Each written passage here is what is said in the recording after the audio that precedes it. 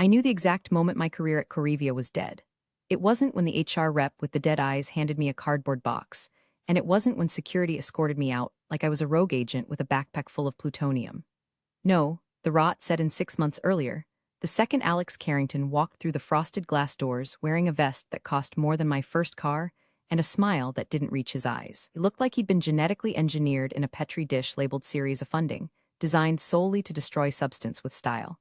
I'm Brittany. I don't do TED talks. I don't have a personal brand or a Twitter following that hangs on my every cryptic thought about cryptocurrency. I'm the person in the back room with the noise-canceling headphones, writing the code that actually makes the world turn. I invented the Corivia platform. It wasn't a team effort, despite what our story page on the website claims now. It was 5 years of my life, bled out in lines of Python and agonizing clinical trials. It was a diagnostic engine that could predict rare genetic anomalies with 99.8% accuracy before a patient even showed a symptom. It was elegant. It was precise. And critically, it was mine. Before I ever signed a contract with the company, I did something that makes most corporate lawyers break out in hives.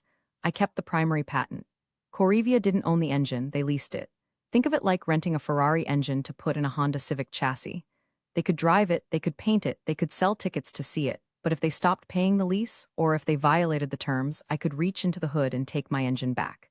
Hey, really quick, if you're into stories about corporate sharks getting gutted by the nerds they underestimated, hit subscribe button and maybe drop a like. It keeps the caffeine flowing and the servers running for the rest of this disaster. Thanks. Carrington didn't know that, or maybe he didn't care to read the fine print. He was the new CEO, brought in to scale us, which is business speak for inflate the value, sell it to the highest bidder, and leave the carcass for the vultures. He swept into the R&D lab that first day, smelling of sandalwood and aggressive optimism, and started touching things. He picked up a prototype sensor, tossed it in the air, and caught it. Brittany, right? He asked, not looking at me. He was looking at the reflection of his teeth in the monitor. I love what you're doing here. Really granular stuff. But we need to think bigger. We need to stop thinking medical device and start thinking lifestyle integration. Detects leukemia, Alex, I said, my voice flat. It's not a Fitbit. He laughed, a sharp, barking sound. That's the scientist brain talking. I need you to activate your founder mindset. We're positioning for a liquidity event. Big players are sniffing around. Intercolix Ventures, you know them? 500 million on the table. But they need a clean narrative. Complexity scares money, Brittany. Complexity saves lives, I shot back. He stopped smiling then. He looked at me with the kind of pity you reserve for a child trying to pay for groceries with Monopoly money. We'll work on your pitch, he said, patting my shoulder. I flinched. We're going to make you a star, Britt. Just trust the process. The process, it turned out, involved erasing me. Slowly at first. My name started disappearing from the slide decks. The weekly R&D updates, which I used to lead, were rescheduled to times I had conflicts with. I'd walk past the conference room and see Carrington in there with the marketing team, gesturing wildly at a whiteboard that had my algorithms drawn on it in wrong colors, explaining my work to people who thought Java was just a type of coffee. It was infuriating, sure, but I wasn't worried about my job yet. I was the golden goose. You don't shoot the goose, right?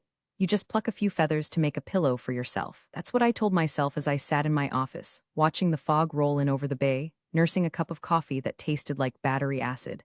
I told myself to focus on the work. To focus on the patent update I was quietly filing, a continuation that covered the new AI integration. But the atmosphere in the office was shifting. It was getting heavy, like the air before a thunderstorm.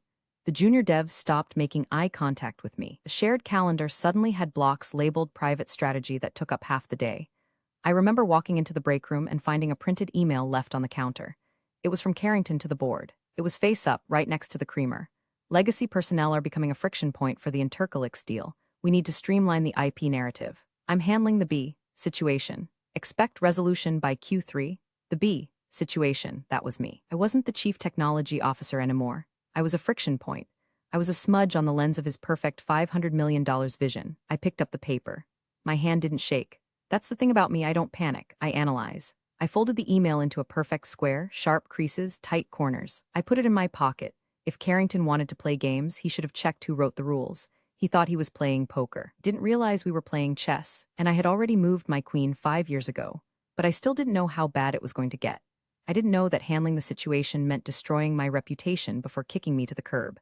I went back to my desk, unlocked my encrypted drive, and opened the folder labeled License Agreement Final PDF. I stared at Clause 14b, the nuclear option. Try me, Alex. I whispered to the empty room. Just try me. If you've never worked in tech, let me explain the phenomenon of the soft lockout. It's not as dramatic as changing the locks on the door. It's 1,000 tiny cuts designed to bleed your authority dry until you're just a ghost haunting your own cubicle. It started with the Slack channels. One morning I woke up, grabbed my phone, and noticed the Hash Leadership Core channel was gone, just vanished. When I messaged the sysadmin, kid named Tyler who I'd personally hired, he took 3 hours to reply. Hey Britt, Alex restructured the comms architecture. Said we needed to streamline decision-making. You're in Hash Research General now, Hash Research General. That was the channel where the interns posted memes about caffeine and asked where the extra HDMI cables were. I had been demoted from the cockpit to the cargo hold without a single meeting. I walked into the office that day, and the silence was deafening. You know that feeling when you walk into a room and everyone stops talking? It was that, but constant. It was an ambient frequency of guilt. My team, people I had mentored, people whose wedding invites were on my fridge, would suddenly become fascinatingly absorbed in their screens as I passed. They knew. They all knew something was coming, and survival instinct in Silicon Valley is stronger than loyalty. If the CEO is sharpening the axe, we don't stand next to the tree. Then came the junior analyst incident. Kevin was 22, wore Patagonia vests exclusively, and had the intellectual depth of a puddle in a heat wave. He was Carrington's new pet project, an innovation ninja or some such nonsense title. I was in the communal kitchen, staring at the espresso machine like it might tell me the secrets of the universe when Kevin bounced in. Hey, Brittany. Quick question, he chirped, oblivious to the fact that I was radiating do not disturb energy. I'm scrubbing the metadata on the slide deck for the Intercalyx due diligence team. Alex said to make sure all the IP attributions are clean. I saw your name on the legacy docs, but I can just find and replace that with Corivia Proprietary Holdings, right? Just to keep it consistent? My blood ran cold. Not hot, cold. Liquid nitrogen cold. Kevin, I said, my voice terrifyingly calm. Show me the deck. He pulled up his iPad. Yeah, see? Alex put a note here. Assert full corporate ownership. Remove founder liabilities. I looked at the slide. It was a diagram of my neural net architecture, the specific recursive loop that made the whole thing work. And right there in bold Helvetica it said, property of Corivia Inc., wholly owned subsidiary. He wasn't just erasing me from the history books. He was legally claiming he owned the land my house was built on. Under the terms of our license, Corivia had exclusive usage rights, not ownership. Claiming ownership to a third party like Intercalyx wasn't just a lie, it was a material breach of contract. It was fraud. Interesting, I said. Kevin, could you email that to me? I just want to double-check the formatting. Sure thing, he said, tapping away. You're the best, Britt, poor Kevin. He had no idea he just handed me the ammunition to execute his boss. I went back to my desk and waited for the ping. There it was. Intercalyx Pitch V4 Final PPTX. I didn't scream. I didn't storm into Carrington's office and flip his standing desk. I opened my personal email, never use corporate email for the kill shot, folks, and forwarded the file to my lawyer, a woman named Sarah who makes great white sharks look like goldfish. My message was 3 words, timestamp this breach. Sarah replied in 2 minutes, received. Clause 7 violation confirmed. Are we pulling the trigger? I stared at the blinking cursor. Not yet. If I pulled the license now, the deal would collapse and Carrington would spin it as me being a difficult woman who sabotaged the company out of spite. I needed him to commit. I needed him to stand in front of the world and lie so boldly that there was no walking it back. I needed the humiliation to be absolute. I typed back, wait, let him dig the grave deeper. The next few days were a blur of surreality. I sat in meetings where they discussed the future of the product without asking the person who built it. I watched Carrington strut around the office, high on the fumes of a $500 million deal. He bought a gong, a literal brass gong. Every time they cleared a hurdle with the due diligence team, he'd bang it. Gong. Legal review complete. Gong. Financial audit passed. Every bang was a nail in his coffin. He was so confident. He thought I was just a nerd he could bully into silence. He thought my silence was submission. He didn't understand that for an engineer, silence isn't empty. Silence is processing power. Silence is the system compiling the code before the execution command runs. He called me into his office late on a Thursday. The sun was setting, casting long, bloody shadows across the glass walls. Didn't offer me a seat. Brittany, he said, leaning back in his air-own chair, fingers steeped like a villain in a bad movie. We need to talk about the transition. Transition? I asked, playing dumb. The deal is closing next week, he said. Intercalyx wants a fresh start, and frankly, your salary is heavy. We're going to need you to sign a release, a graceful exit. We'll give you 3 months severance, and you sign over any residual IP claims, just to tidy up the paperwork. And if I don't, he smiled that shark smile again, then we terminate for cause. Insubordination, failure to adapt, will bury you in legal fees until you're selling that patent of yours for scrap metal. He was threatening to fire me. He was threatening to fire the patent holder. It was so stupid I almost laughed. I'll think about it, I said. You have until the all-hands meeting tomorrow, he said. Don't make this ugly, Brittany. I wouldn't dream of it, I said. I walked out of his office. I didn't go home. I went to the server room, the hum of the cooling fans wrapping around me like a blanket. I sat there for hours just watching the lights blink. Green, green, green, everything was working perfectly. Tomorrow, the lights were going to go red. The main conference room at Corivia was affectionately known as the Fishbowl. It was a glass-walled monstrosity in the center of the open plan office, designed to promote transparency, but actually serving as a theater for public anxiety. If you were getting yelled at in the fishbowl, everyone saw it. If you were crying in the fishbowl, everyone saw it. Today, the entire company was crammed in there, or hovering around the edges outside the glass, for the strategic alignment all hands. Alex Carrington stood at the head of the table, flanked by the board of directors who had flown in for the pre-acquisition celebration. It looked like a row of vultures in Italian suits, picking at the catered croissants. Carrington was practically vibrating. He had the energy of a man who believes he is about to become a god. I stood in the back, leaning against the wall. I wore my usual lab armor, dark jeans, a black blazer, boots. I wasn't dressed for a funeral, but I was definitely dressed for demolition. Team, Carrington started, his voice projecting without a microphone. We stand on the precipice of history. Intercalix Ventures has recognized what I've been telling you for 6 months. Corivia is not just a company. It is a paradigm shift. A few people clapped, mostly the marketing team. My engineers looked at their shoes. They knew the tech was solid, but they also knew the paradigm shift was mostly smoke and mirrors built on top of my hard work. To get here, Carrington continued, pacing the room. We had to make tough choices. We had to trim the fat. We had to pivot from a research-first mindset to a growth-first mindset.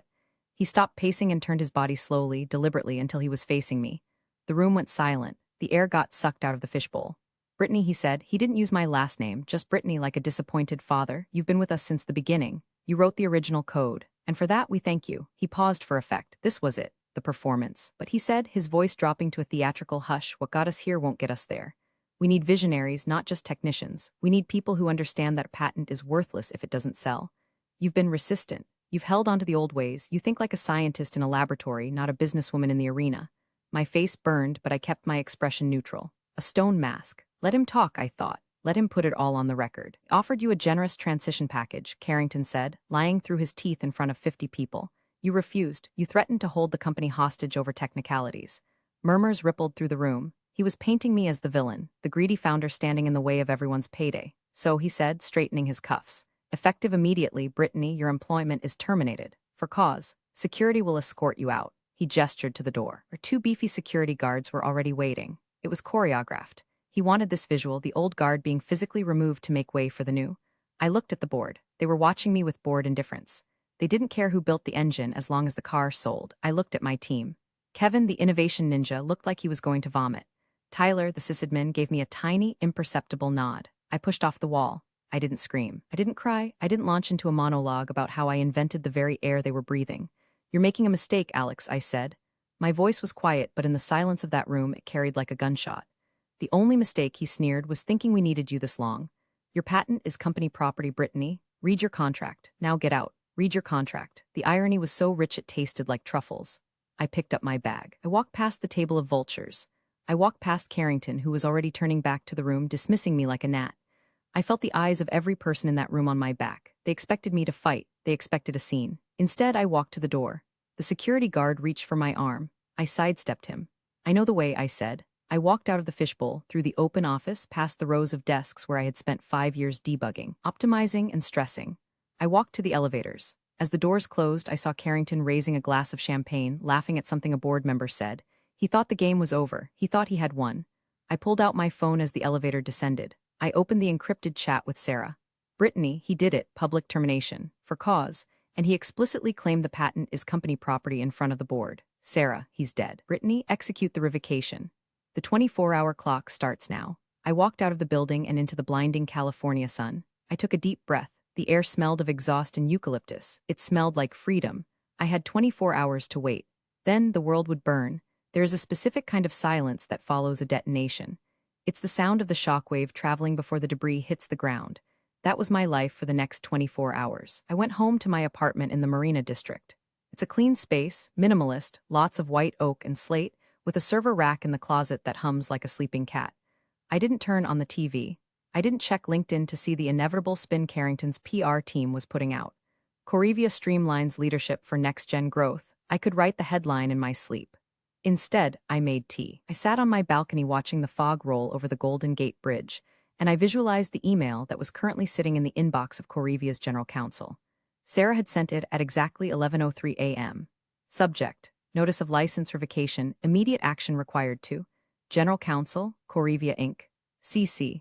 Board of Directors per Clause 14B of the Master License Agreement dated 5 years ago. Licensor, Brittany last name, hereby exercises the right to revoke all usage rights to patent hash US 99482B, the Corivia platform, due to material breach of contract, Section 7. False claims of ownership and termination of the founder without cause, Section 12. Founder protections. This revocation is effective 24 hours from receipt of this notice. At 11:03 a.m. tomorrow, Corivia Inc. must cease all operations utilizing the licensed technology or face immediate litigation for patent infringement. It was a kill switch, a legal EMP. Carrington wouldn't see it, not immediately. He was too busy drinking expensive scotch and high-fiving the investors. The general counsel, a man named Marcus who was perpetually overwhelmed, probably flagged it as urgent but wouldn't interrupt the party. They would assume it was a bluff. Desperate negotiation tactic from a disgruntled ex-employee. I poured a glass of wine, a nice Pinot. I watched the sun go down. Around 4:00 p.m. my phone buzzed. It was a text from Tyler, the sysadmin. Tyler, vibes are weird here. Marcus from legal just ran into Alex's office looking like he saw a ghost. Alex is yelling, you good? I smiled. The shockwave had arrived. Brittany, I'm great, Ty. Just doing some gardening. Keep your head down. By 6:00 p.m. the first call came. It wasn't Carrington. He was too proud. It was Marcus. Brittany, his voice was tight, strained. We received a concerning document from your counsel. Hello, Marcus, I said, sipping my wine. I assume you mean the revocation notice. Look, let's not be rash, he said, trying for a conciliatory tone but sounding panicked. Alex was heated today.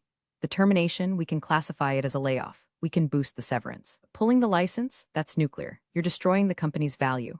The company has no value without my IP, Marcus. Alex made that clear today when he said my patent was company property. Since he seems confused about who owns what, I'm just clarifying the situation. Brittany, be reasonable. Intercolix is signing the deal on Monday. If this cloud is hanging over the IP, they'll walk. That sounds like an Alex problem, not a Brittany problem. I said you have 17 hours left. I hung up. I blocked Marcus's number. Then I saw Carrington's name flash on the screen.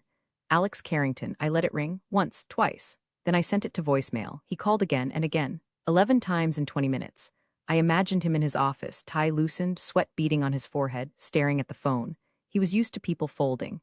He was used to throwing money at problems until they went away. But he couldn't buy me. I didn't need his money. I had my patents, I had my dignity, and I had the absolute certainty that I was right. I ordered Thai food. I watched a documentary about deep-sea jellyfish. I slept like a baby.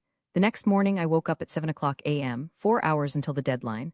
My phone was a graveyard of missed calls and frantic texts. Alex, pick up the phone. Alex, we need to talk. Alex, you're being childish. Alex, I'll sue you for tortious interference. Alex, Brittany, please, let's work this out. The desperation was delicious. It had a texture, gritty like sand, but I wasn't waiting for Alex. I was waiting for the other shoe to drop. I was waiting for Intercolix. Because right about now, Sarah was sending a courtesy copy of the revocation notice to the buyer's legal team, just as part of standard due diligence disclosures. The bomb wasn't just under Corivia's chair. It was under the entire deal. At 9:30 a.m., the phone rang. Unknown number. Palo Alto area code. This is Brittany, Miss Brittany, a cool, unfamiliar voice said. This is David Sterling, lead counsel for Intercolix Ventures. We just received a document regarding the IP status of the Corivia platform. Do you have a moment? I smiled. For you, David, I have all day. David Sterling sounded exactly like a man who bills $1,200 an hour. His voice was smooth, devoid of emotion, and sharp as a scalpel. He wasn't interested in the drama, he was interested in the asset. Let me understand the timeline, Sterling said. I could hear papers shuffling in the background. You hold the primary utility patent for the diagnostic algorithm. You licensed it to Corivia 5 years ago. Yesterday, the CEO terminated your employment and asserted full ownership of said patent in a recorded meeting? That is correct, I said. He also violated the non-disparagement clause and the founder protection clause. My lawyer has the transcripts from the attendees. I see, Sterling said. There was a long pause, and the license revocation takes effect. In about 90 minutes, I checked my watch. 11:03 a.m. Miss Brittany, Sterling said, and his tone shifted slightly. More respectful now. Intercolix is prepared to deploy $500 million based on the premise that Corivia owns or has an irrevocable perpetual license to this technology. If that license is revoked, we are essentially buying a very expensive office lease and some Herman Miller chairs. I'm aware, I said. I built the tech, David. Without the algorithm, the machine is just a box of sensors that beeps randomly. Why wasn't this disclosed in the initial data room? He asked. Because Alex Carrington believes that if he ignores a contract hard enough, it stops existing, I said. He bet that I wouldn't blow up the deal because I have equity. He forgot that I care more about the integrity of my invention than I do about his stock price. Understood, Sterling said. Thank you for your candor. I need to make some calls. He hung up. I poured myself a second cup of coffee. The wait was almost over. Meanwhile, over at Corivia HQ, the situation had apparently devolved into Lord of the Flies but with more Patagonia vests. Tyler was live texting me updates from the server room, which was the only safe zone left. Tyler, Alex is screaming at Marcus, like veins popping screaming. They're trying to find a loophole in the contract. Tyler, now he's calling the board. He's blaming you, says you're emotionally unstable and sabotaging the company. Tyler, dude, the Intercolix auditors just walked in. It looked pissed, I could picture it perfectly. The Intercolix team, suits, briefcases, dead eyes, marching into the glass fishbowl. Carrington trying to put on his charm, flashing that $1,000,000 smile but sweating through his shirt. My phone rang again. It was Carrington. I answered this time. I wanted to hear it. Brittany, he sounded breathless. Thank God. Look, I've been talking to the board. We can fix this. We can. It's over, Alex, I said. It's not over. You're going to ruin everything. Do you have any idea how much money is on the table? For you too, your equity, my equity in a company that stole my work? I don't care. I didn't steal it. I was positioning it. It's marketing, Brittany. You don't understand business. And you don't understand intellectual property law, I said calmly. You fired the patent holder, Alex. You claimed you owned my brain. You breached the license. The revocation is automatic. It's not a negotiation. I'll reinstate you, he shouted. Right now, you're rehired. CTO, whatever you want, just call Sterling and tell him the license is valid. I don't want to work for you, Alex. I never want to see your face again. You vindictive bee. I hung up. 10:55 a.m. 8 minutes left. I opened my laptop and logged into the backend of the Corivia system. I still had my remote access keys. Tyler hadn't revoked them yet, bless him. I didn't do anything malicious. I didn't delete data. I didn't plant a virus. I just watched the license server status. Status, active, license holder, Corivia Inc., expiry, indefinite pending renewal. I had the command line open in another window. My lawyer, Sarah, had already filed the formal paperwork with the USPTO and served Marcus electronically. The legal reality was already shifting. Now, I just had to wait for the business reality to catch up. 11:03 a.m. I took a sip of coffee. The phone didn't ring. The world didn't end. But miles away, in a boardroom that smelled of fear and stale croissants, the ground had just opened up. I imagined David Sterling walking into that room, placing his phone on the table, and looking at Alex Carrington. Mr. Carrington, he would say, we have a problem. I wasn't in the room when the guillotine dropped. Thanks to the deposition transcripts and Tyler's eyewitness account, he was fixing the projector in the corner. I can replay it in 4K resolution. It was 11:15 a.m. The entire board was seated. Carrington was at the head of the table, trying to project confidence, but his eyes were darting around like a trapped animal. The Intercolix team sat on the opposite side. David Sterling, the man with the cool voice, stood up. He didn't open a folder. He didn't pull up a slide deck. He just held a single piece of paper. Gentlemen, Sterling said, ladies, we are pausing the acquisition process effective immediately. The room erupted. Pausing, one of the board members, a venture capitalist named Roger who wore loafers without socks, sputtered. We're at the signing stage. The funds are in escrow. The funds are frozen, Sterling said. We have received confirmation from the primary patent holder, Brittany last name, that the license agreement for the Corivia platform has been revoked due to material breach. Carrington slammed his hand on the table. She's bluffing. It's a negotiation tactic. The company owns the IP, I told you this. Sterling turned to Carrington. He looked at him with the clinical detachment of a coroner examining a corpse. Mr. Carrington, Sterling said, we have reviewed the original master license agreement. Specifically, Clause 12, the founder protection provision. It states clearly that if the licensor is terminated without cause, or if the licensee asserts ownership rights in contradiction to the agreement, the license is voidable with 24 hours' notice. He slid the paper across the table. It was the email Sarah had sent yesterday. The notice was served 24 hours ago. The license is dead. As of 11:03 a.m. today, Corivia Inc. is operating an unlicensed medical device. Every scan you run is patent infringement. You are selling a stolen car. The board turned to look at Carrington. The temperature in the room dropped 20 degrees. Alex, Roger said, his voice low and dangerous. Did you fire the patent holder? I streamlined the department, Carrington stammered. She was difficult. She wasn't a team player. I didn't think she would actually. You didn't think. Roger cut him off. You told us the IP was secure. You told us the founder was on board with the transition. She's just one engineer, Carrington yelled, losing his composure completely. We have a whole team. We have the code. We have the code, Sterling corrected, but we don't have the right to use it. And according to our technical due diligence, which we rushed this morning, the system requires a cryptographic handshake from the patent holder's private key to install updates, which you no longer have access to. That was the kicker. Little detail I hadn't mentioned to Carrington. The system wasn't just legally protected, it was technically tethered to me. So Sterling continued, buttoning his jacket. Unless you can get Miss Brittany back in this room, apologize and reinstate the license. This company is worth zero, actually less than zero. You're looking at lawsuits from patients, investors, and us. Carrington looked at his phone. He looked at the board. He looked at the door. I can fix this, he whispered. You can't fix anything, Roger said. He stood up. Get out. Excuse me, you're done, Alex. The board is convening an emergency session. You are relieved of your duties pending an investigation into gross negligence. Carrington stood there, his mouth opening and closing like a fish. The golden boy, the disruptor, the visionary. He had flown too close to the sun, and the sun was holding a patent enforcement order. Tyler told me later that Carrington didn't leave with dignity. He tried to argue. He tried to blame the legacy culture. Security, the same guards he had tried to use on me yesterday, had to escort him out. Meanwhile, I was at home making a sandwich. Turkey and avocado. It tasted like victory. By 2:00 p.m., the emails started arriving. Not from Alex, he was probably at a bar somewhere, explaining to a bartender how he was the victim of a conspiracy, but from the board. Subject, urgent, reconciliation/Correvia board from Roger VC firm Brittany, hope you are well. There has been a misunderstanding regarding your status at the company. Alex Carrington has been removed from his position. We would like to open a dialogue about reinstating your role and the license agreement. We are prepared to offer a significant retention package, including increased equity and a seat on the board. I read it and laughed, misunderstanding, that's rich. I didn't reply immediately, I let them sweat. I imagined the panic in that office. Intercolix had walked, the deal was dead, the stock options were worthless. The only thing that could save them was me, and they had just publicly humiliated me 24 hours ago. Around 4:00 p.m., my lawyer Sarah called. They're frantic, she said, sounding delighted. Roger just called me. He offered you the CTO role and a $2 million signing bonus if you reactivate the license by Monday. What did you tell him? I told him you were considering your options and that you were concerned about the company's culture. Perfect, I said. Brittany, Sarah's voice turned serious. You know you have them by the throat. What do you actually want? Do you want the money? Because we can get a lot of money. I looked around my apartment. I had enough money. My patents paid well. I didn't do this for the cash. I did it because Correvia was my baby and they had tried to turn it into a monster. I don't want the money, Sarah. I want the tech. What do you mean? I want the IP back. Fully. No license. I want Correvia to dissolve the R&D division and transfer all assets related to my platform back to my holding company. They can keep the brand, the office, the ping-pong tables. But the engine comes home.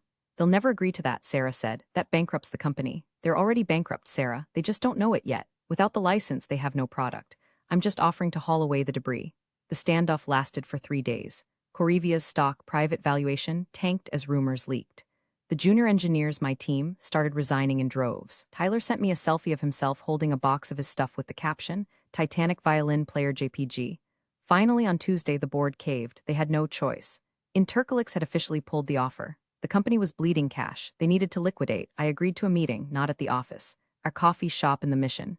Neutral ground. Roger showed up looking 10 years older. He didn't order anything. You win, he said. He slid a folder across the table. Asset transfer agreement. We release all claims to the Correvia platform. You drop the patent infringement suit. We go our separate ways. I opened the folder. It was all there. My code, my data, my life's work returning to me. And Alex, I asked. Alex is facing a shareholder lawsuit for breach of fiduciary duty, Roger said grimly. He won't be a CEO in this town again. I signed the paper. Pleasure doing business with you, Roger, I said. He looked at me with a mix of fear and respect. You know, he said, Alex told us you were just a scientist. He said you didn't have the stomach for business. Alex confused business with bullying, I said. Science is about consequences, cause and effect. He just forgot that part. Here's the thing they never understood, the detail that makes this whole disaster almost funny in a tragic way.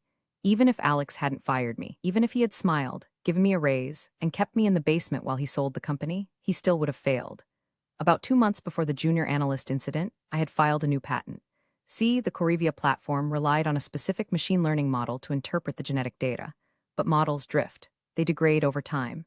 To keep the accuracy at 99.8%, the system needed a recalibration every 6 months. I had invented a new method for this recalibration, an automated feedback loop that made the system self-healing. I filed it as a continuation in part to my original patent.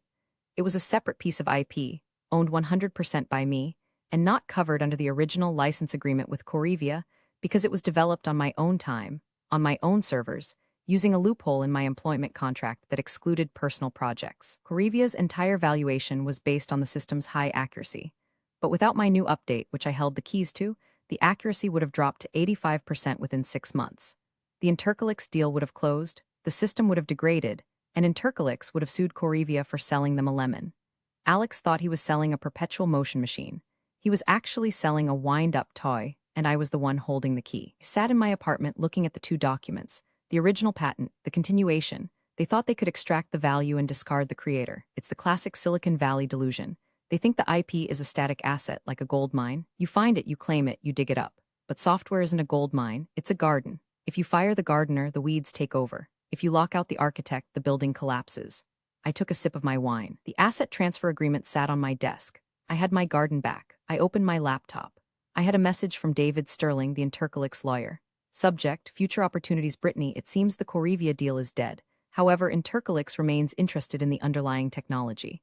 If you ever decide to bring the platform to market under a new entity, give me a call. We prefer founders who read the fine print. I smiled. I wasn't going to call him, not yet. I was going to let the dust settle. I was going to rebrand. I was going to hire Tyler and Kevin and the rest of my team. We were going to build something new, and this time there wouldn't be any suits in the way. I went back to the Corrivia office one last time a week later. I didn't have to, but I wanted to pick up my lucky cactus, and let's be honest, I wanted to see the ruins. The office was a ghost town. Growth mindset posters were peeling off the walls. The gong, Carrington's beloved gong, sat in the corner, silent and ridiculous. I walked past the rows of empty desks. Most of the staff had been let go or had quit. The few who remained looked like survivors of a shipwreck, huddled together, speaking in hushed tones. When they saw me, they didn't look away this time. They nodded. A few smiled. I made my way to the fishbowl. Alex Carrington was there. He wasn't the CEO anymore, but he was transitioning out, which meant he was packing boxes under the supervision of a security guard. He looked terrible. Unshaven, shirt wrinkled, the cocky gleam in his eyes replaced by a dull, glazed shock. He was stuffing a framed photo of himself into a cardboard box. He looked up and saw me standing on the other side of the glass. For a moment, we just stared at each other. The glass wall that he had used to display his power was now just a cage. I could see him mouth something. It might have been "I'm sorry." It might have been "F you." It didn't matter. The sound didn't penetrate the glass. I didn't wave. I didn't flip him off. I just took a sip of my coffee, adjusted my bag on my shoulder, and turned away. I walked out of the building, past the reception desk where the Corrivia logo was already being scraped off the wall. Outside, the California sun was bright and unforgiving. I pulled out my phone. I had a text from Tyler. "Tyler, servers are secure. We're ready to migrate the data to the new instance whenever you say go." I typed back, "Go." I walked to my car, tossing my bag in the passenger seat. I started the engine. It purred, a precise, well-engineered sound. They tried to steal my fire. They forgot that fire burns if you don't know how to hold it. I pulled out into traffic, merging onto the 101. The radio was playing something loud and fast. I turned it up. The patent was safe. The team was safe. And me, I was just getting started. Hey, thanks for listening the whole saga. If you enjoyed watching a tech bro get legally obliterated, hit that upvote. And seriously, read your employment contracts. Cheers. Real power doesn't announce itself. It simply acts with precision. Brittany showed them that underestimating quiet competence comes with a steep, swift price. True authority isn't about yelling or empty titles. It's about holding the absolute keys. Always know your worth and protect it fiercely, because some lessons are only learned the hard way. Appreciate you all for sticking through this one. See you in the next story.